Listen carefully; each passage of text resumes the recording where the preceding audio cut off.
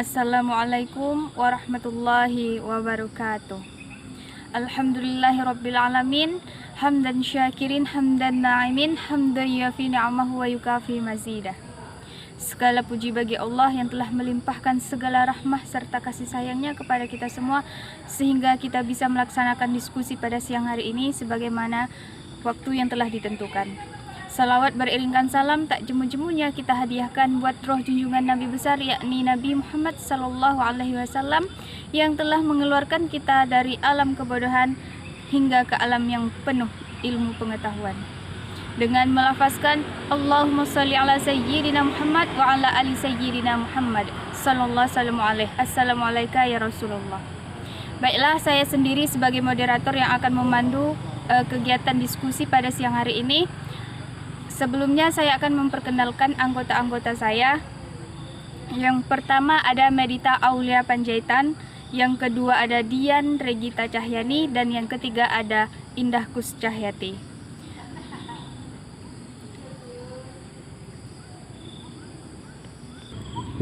Oke, baiklah, kita akan masuk dalam penyajian materi atau pembacaan materi. Pembacaan materi yang pertama kita akan persilahkan kepada teman kita, yaitu Dian Regita Cahyani. Bismillahirrahmanirrahim. Baiklah, di sini saya akan menjelaskan mengenai hadis aktualisasi keimanan, yaitu hadis Al-Bukhari nomor 10 yang berbunyi Haddatsana Adam bin Abi Iyas qala haddatsana Syu'bah an Abdillah bin Abi Safar wa Ismail bin Abi Khalid an Sya'bi an Abdillah bin Umar radhiyallahu anhuma anin Nabi sallallahu alaihi wasallam qala al-muslimu man salimal muslimuna min lisanihi wa yadihi wal muhajiru man hajara ma nahallahu anhu. Qala Abu Abdillah wa qala Abu Muawiyah haddatsana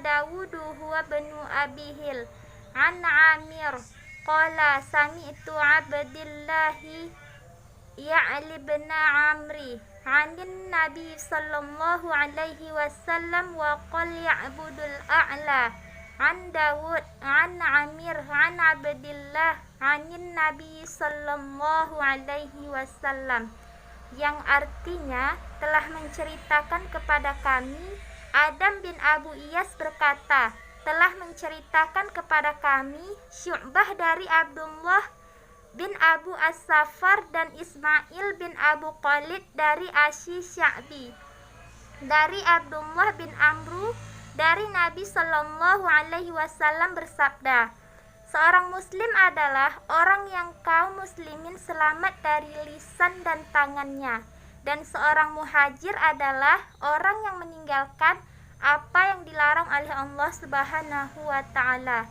Abdullah berkata dan Abu Muawiyah berkata, telah menceritakan kepada kami Daud, dia adalah anak Ibnu Hind.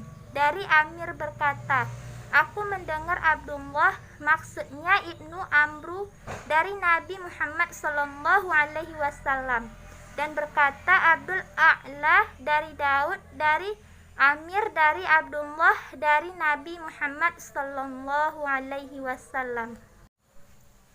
Di dalam hadis tersebut ada pengecualian, yaitu memikul dengan tangan untuk melaksanakan hukuman terhadap orang muslim yang berhak untuk menerimanya, sebagaimana yang telah ditentukan oleh syariat. Lain halnya dengan ucapan yang mengandung ejekan atau menguasai hak orang lain secara paksa. Kedua perilaku tersebut termasuk bencana lidah dan tangan yang harus dihindari oleh seorang muslim. Ada dua macam bentuk hijrah. Yang pertama yaitu hijrah zahiriyah atau hijrah zahir, yaitu pergi meninggalkan untuk menghindari fitnah demi mempertahankan agama, yaitu agama Islam. Yang kedua yaitu hijrah batiniyah atau hijrah batin, yaitu meninggalkan perbuatan yang dibisikkan oleh hawa nafsu untuk mengajak keburukan atau syaitan. Seakan-akan orang yang berhijrah ini diperintahkan seperti itu agar hijrahnya yang mereka lakukan ini tidak hanya berpindah tempat saja atau mengganti penampilan saja, tetapi lebih dari itu, mereka benar-benar melaksanakan hijrah tersebut sesuai perintah Allah Subhanahu wa taala dan meninggal larangannya. Memang orang yang meninggalkan apa yang dilarang oleh Allah Subhanahu wa taala berarti ia telah melaksanakan hakikat hijrah itu sendiri. Sekian penjelasan hadis Bukhari tentang aktualisasi keimanan nomor 10 dari saya. Terima kasih. Baiklah, selanjutnya syarah atau penjelasan dari hadis tersebut diambil dari kitab Fathul Al-Bari. Al-Katabi mengatakan bahwa muslim yang paling utama adalah muslim yang mampu melaksanakan semua kewajibannya untuk memenuhi hak-hak Allah Subhanahu wa taala dan hak-hak sesamanya, atau untuk menunjukkan kriteria seorang muslim yang dapat menunjukkan keislamannya, yaitu mampu menyelamatkan kaum muslimin lainnya dari bencana akibat ucapan dari lisan dan perbuatan tangannya, atau merupakan dorongan bagi seorang muslim untuk berlaku dan berbudi pekerti yang baik kepada Tuhannya, karena apabila seorang muslim berlaku baik terhadap sesamanya, maka sudah tentu ia akan berlaku baik pula terhadap Tuhannya. Oke, terima kasih kepada teman-teman yang sudah mendengarkan materi yang pertama dari teman kita oleh Dian Regita Cahyani, dan kita akan lanjut ke materi yang selanjutnya. Pembahasan yang kedua dan ketiga akan dibahas oleh teman kita Indah Kuscahyati. Kepada Indah kita silakan. Selanjutnya adalah hadis riwayat Bukhari nomor 13 yang berbunyi: Haddatsana Musaddah qala haddatsana Yahya an Syu'bah an Qatadah an Anas radhiyallahu anhu anin Nabiyyi sallallahu alaihi wasallam wa an Husainul Muallim qala haddatsana Qatadah an Anas anin Nabiyyi sallallahu alaihi wasallam qala la yu'minu ahadukum hatta yuhyi li akhihi ma yuhyi li nafsihi.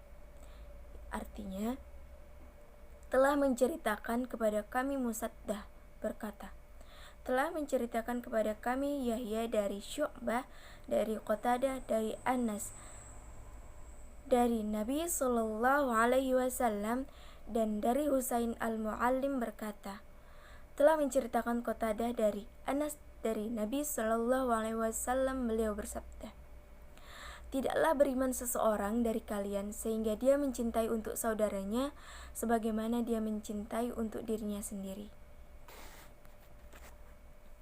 Syarahnya, apabila dikatakan bahwa seseorang yang melaksanakan perintah dalam hadis tersebut berarti imannya telah sempurna walaupun tidak melaksanakan rukun iman yang lain.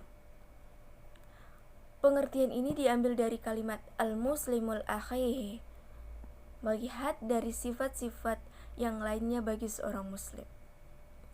Dalam hadis riwayat Ibnu Hibban dijelaskan, al-imanu haqihi abdu yablighullah.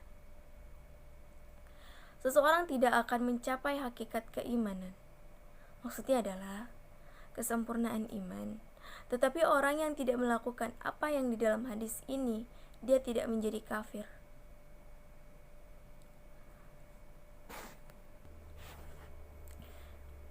Ini dijelaskan pada lafaz yuhibbul hatta, yang artinya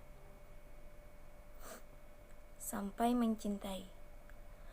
Hal ini bukan berarti bahwa tidak adanya keimanan yang menyebabkan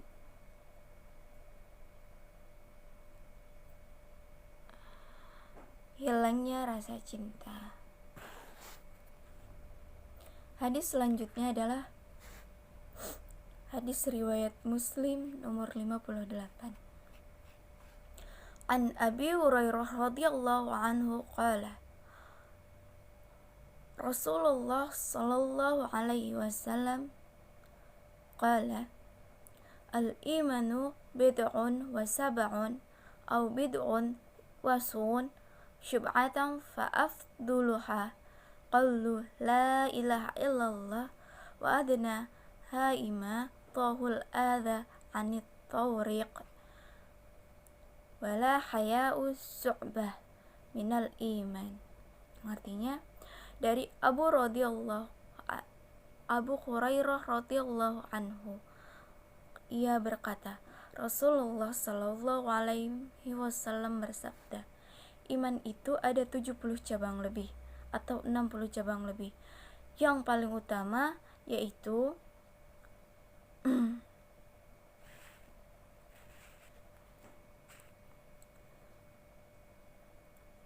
La ilaha illallah, dan yang paling ringan yaitu menyingkirkan gangguan dari jalan, dan malu itu termasuk sebagian dari iman. Syarah hadisnya ialah cabang iman yang paling tinggi, paling pokoknya, akar dan pondasi iman adalah La ilaha illallah, dengan jujur dari hatinya dalam keadaan tahu, sadar, dan meyakini bahwa tidak ada yang berhak diibadahi dengan benar kecuali hanya Allah Subhanahu wa Ta'ala. Oke, terima kasih kepada pembaca yang kedua dan ketiga yang dibahas oleh Indah Kuscahyati, dan akan kita lanjutkan ke pembahasan yang selanjutnya yang akan dibahas oleh saya sendiri, yaitu Mazidah. Oke, saya di sini Mazidah akan membahas tentang syarah hadis Ibnu Majah nomor 3692, yang isinya mungkin kita sudah pernah baca semuanya, namun kita belum terlalu memahami apa isi dari hadis tersebut. Nah, di dalam hadis tersebut itu Rasulullah Sallallahu Alaihi Wasallam itu pernah bersabda, Rasulullah bilang, tebarkanlah salam. Artinya salam itu sangat perlu. Pada masa zaman sekarang ini kita jumpai hanya lewat saja, nggak pernah ngucapin salam, yang adanya oi oi, woi woi gitu ya. Tapi sebagaimana kita ketahui dalam hadis tersebut, Rasulullah itu sangat menganjurkan, bahkan tidak beriman kalian jika kalian tidak saling mencintai. Kenapa Rasulullah bilang kalian tidak beriman, tidak saling mencintai kalian jika tidak beriman? Karena apa? Misalnya kita sebagai seorang muslim, prioritas kita mengucapkan salam, namun kita ketika lewat bersindir bahu atau lewat gitu aja kita nggak mengucapkan salam. Nah, bagaimana kita bisa saling mencintai? Nah, bagaimana kita bisa saling beriman? Kita bisa beriman dan juga mencintai. Nah, makanya Rasulullah anjurkan untuk kita mengucapkan salam dimanapun kita berada. Misalkan kita tadi nelpon, sudah selesai 10 menit yang lalu kita ketemu orangnya secara langsung. Nah, kita harus mengucapkan salam lagi. Bukan berarti kita sudah mengucapkan salam yang pertama tadi, kita nggak mengucapkan untuk salam yang kedua, walaupun itu hanya berlalu 5 menit saja atau 10 menit saja. Nah, disitulah Rasulullah tegaskan kalau dia itu menyuruh kita tebarkanlah salam. Nah, karena itulah Rasulullah suruh kita menebarkan salam agar kita itu saling mencintai. Nah, karena salam itu kita bisa saling dekat. Nah, terus akhirnya kita bisa saling dekat, saling menyayangi. Nah, ia juga cinta. Kalau kita sudah cinta berarti kita sudah bisa memahami bagaimana iman itu dalam Islam. Maksudnya ya bukan memahami iman dalam Islam itu ya gimana, tapi Rasulullah tadi kan ya karena salam itu kita bisa tahu saling mencintai dalam Islam itu seperti apa. Bukan mencintai itu banyak jenisnya, nanti kita salah definisi pula gitu ya. Jadi Kak. Oke, nah ada lagi Rasulullah bersabda dalam sebuah hadis yang artinya selemah-lemahnya manusia adalah orang yang lemah, yaitu malas berdoa. Tapi sebakhil-bakhilnya orang adalah orang yang nggak mengucapkan salam. Rasulullah bilang seperti itu loh. Nah, kita dibilang bakhil. Bakhil itu kita sudah tahu bakhil itu seperti apa. Nggak enak sekali kita didengar. Nah, jadi untuk kita saling mencintai, biar kita tuh sesama muslim tuh beriman, ibaratnya menebarkan kasih sayang. Jadi akhirnya kalau kasih sayang itu membuahkan hasil yang baik, kenapa enggak beriman? Kan begitu. Nah, jadi untuk kita seorang Islam, prioritaskanlah salam itu dimanapun kalian berada, di setiap dalam perjalanan atau dimanapun kalian ketemu. Bukan berarti ya sudah Mbak Zidah bilang tadi yang di awal tadi, bukan berarti kita 5 menit sudah mengucapkan salam, namun kita ketemu lagi kita nggak mengucapkan salam lagi kepada orang tersebut. Rasulullah itu bilang gitu loh. Kita tuh dibilang selemah-lemahnya orang yang malas berdoa itu orang yang bakhil itu orang yang nggak mengucapkan salam loh. Kita mau dibilang seperti itu? Pasti nggak mau ya. Nah, terus Nabi Shallallahu Alaihi Wasallam itu juga bersabda dalam hadis selanjutnya itu, apabila salah seorang dari kalian berjumpa dengan saudaranya sesama muslim, hendaklah ia mengucapkan salam kepadanya. Kemudian apabila keduanya terhalang pohon atau tembok atau batu lantas berjumpa lagi, maka hendaklah ia mengucapkan salam lagi. Nah, Rasulullah aja kecil banget kan masalahnya. Ibaratnya tuh kita jalan nih, udah jalan tadi ketemunya di jalan seder bahu udah ucapin salam. Nah, terus kita ketemu udah jalan, nanti kita masuk belok nih. Nah, nggak disangka kita di belokan itu ketemu lagi gitu, di persimpangan itu ketemu lagi. Nah, ibaratnya itu yang Rasulullah maksud, yang walaupun kita sebelahan tembok tadi. Nah, kita harus mengucap salam lagi, walaupun itu kita ketemunya tadi di jalan, terus di persimpangan kita ketemu lagi. Tapi itulah yang dimaksud Rasulullah, di sebelah tembok atau di sebelah temboknya lagi ada kita gitu, walaupun terhalang pohon. Itu loh maksudnya. Ya, walaupun pohonnya mungkin kecil, beradanya di sini, terus Mazidah jalan lagi 5 meter ke depan terhalang pohon, dia di sebelah pohon di sananya. Nah, itu juga kita harus wajib mengucapkan salam. Karena apa? Rasulullah udah bersabda loh, udah menyatakan di dalam hadisnya. Nah, jadi betapa pentingnya salam itu, padahal itu hal yang sepele loh kita dengar gitu. Jarang-jarang orang itu memprioritaskan salam. Terkadang mereka anggap sepele aja, terkadang woi beb gitu, brochan gitu ya, bahasa zaman sekarang itu. Nah, sekarang prioritaskanlah salam dulu, baru kita beb-beban, brochan-brochanan gitu ya, baru sayang-sayangan gitu. Karena apa? Kalau kita udah salam nanti kita ada rasa kasih sayangnya loh. Nah, terus kita beriman itu karena kita mendapatkan kasih sayang gitu. Ibaratnya tuh kita mendapatkan kasih sayang. Nah, di dalam kasih sayang itu ketika kita mendapatkan kebaikan dan kita tebarkan kebaikan, jika seseorang itu beriman, maka kita itu lebih besar loh. Apa di mata Allah itu kita tuh lebih istimewa gitu loh. Ingatlah teman-teman, walaupun salam itu hanya assalamualaikum warahmatullahi wabarakatuh, tapi itu maknanya besar loh. Dalam itu mengandung doa gitu. Janganlah kalian sepelekan, karena di situ kita minta kesejahteraan, minta kebaikan di dalam salam itu. Maka kalau kita mengucap salam, jawablah salam itu baik-baik. Setahu Mazidah dan sejauh ini, kalau kalian mengucapkan salam, tolong jangan dipotong. Tadi kan misalnya gini, misalkan Mazidah mengucapkan assalamualaikum atau assalamualaikum warahmatullahi wabarakatuh. Nah, di bagian yang menjawab jangan waalaikumsalam. Yang lebih baiknya seperti ini, waalaikumsalam warahmatullahi wabarakatuh. Waalaikumsalam, nggak ada di situ dijeda atau dimatikan ya di situ. Setahu Mazidah.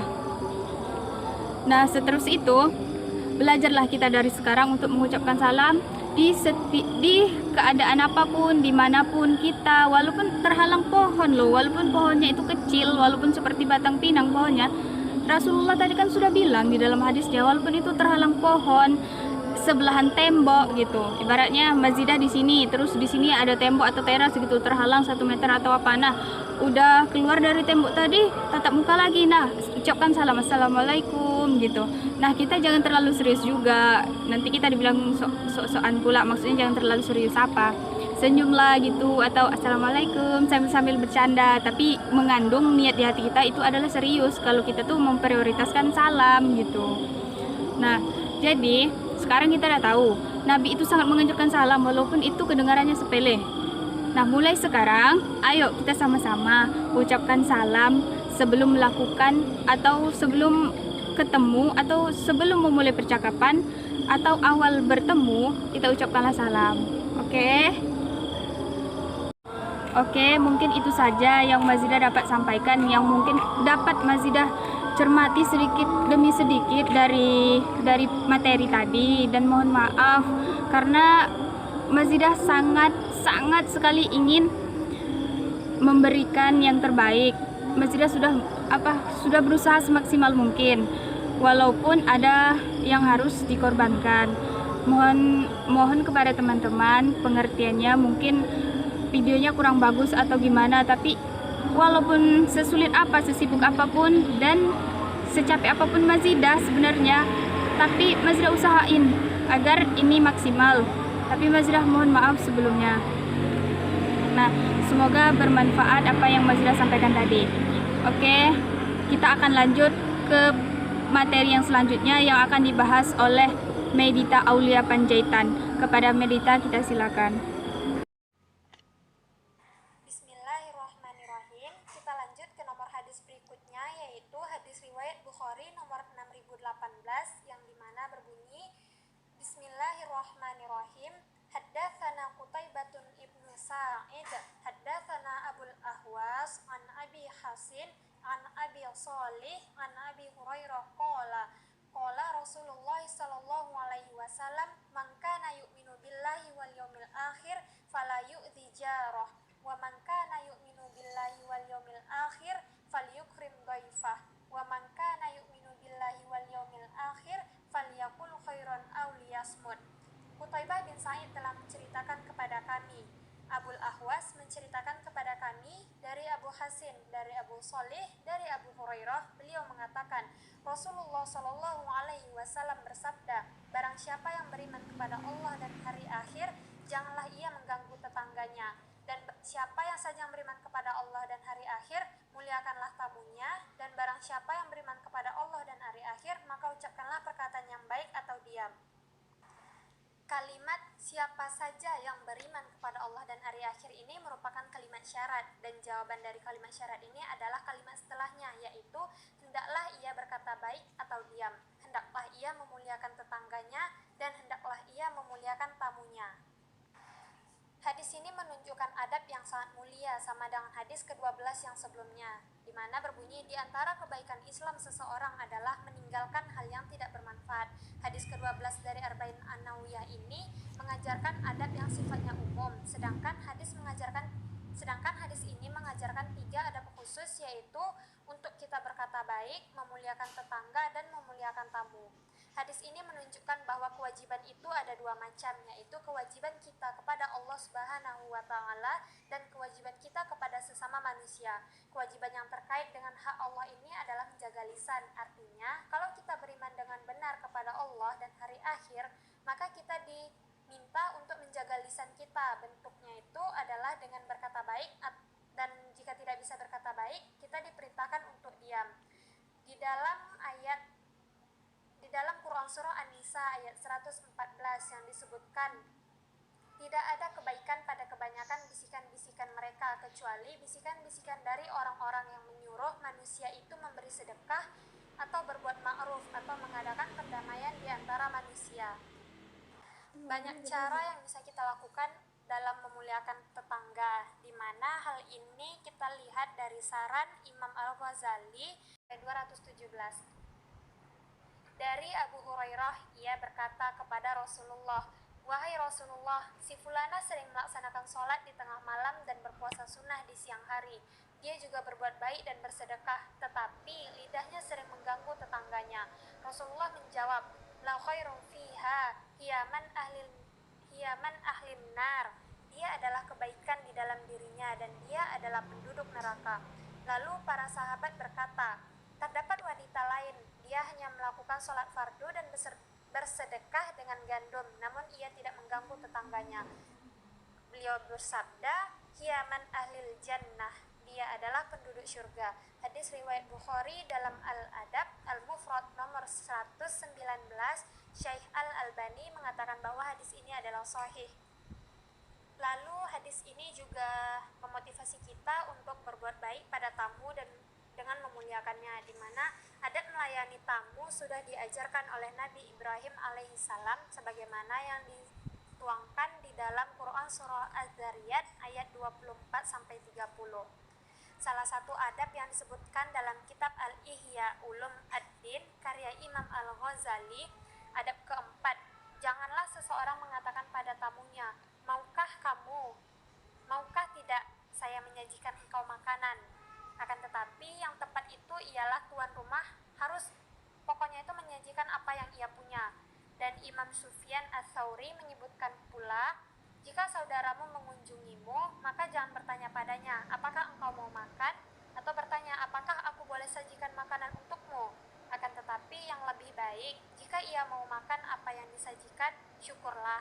Jika ia tidak menikmatinya, maka tinggal dibereskan sajian tersebut. Wallahu a'lam bishawab. Sekian, kita kembalikan kepada moderator. Oke, kita sudah mendengarkan pemateri atau pembaca dari yang terakhir tadi oleh teman kita Medita Aulia Panjaitan. Nah, itu pembahasan atau materi yang terakhir yang dibahas oleh kelompok kami. Nah, selanjutnya kesimpulannya itu artinya dari kita bisa simpulkan bahwa keimanan Islam itu tergantung dari iman loh. Percuma kita Islam tapi nggak beriman. Bener nggak? Bener. Nah, lah juga seperti Rasulullah telah bersabda yang pada hadis-hadis yang sudah dibacakan oleh teman kita tadi, bahwa salam itu bisa membuat adanya rasa sayang. Nah, terus timbulnya rasa beriman. Nah, jadi cukup dengan salam, insya Allah kita bakal bisa mendapatkan mahligai tersebut. Mungkin kesimpulannya begitu saja. Mohon kritikan dan sarannya untuk teman-teman semua. Mohon maaf jika ada kekurangan dan juga kondisi Mazidah lagi kurang memadai. Mohon maaf kepada teman-teman. Semoga apa yang kami sampaikan bisa bermanfaat. Dan jika ada yang kurang jelas atau yang mau dipertanyakan kepada teman-teman, silahkan berikan kritikan dan saran kalian. Terima kasih. Wassalamualaikum warahmatullahi wabarakatuh.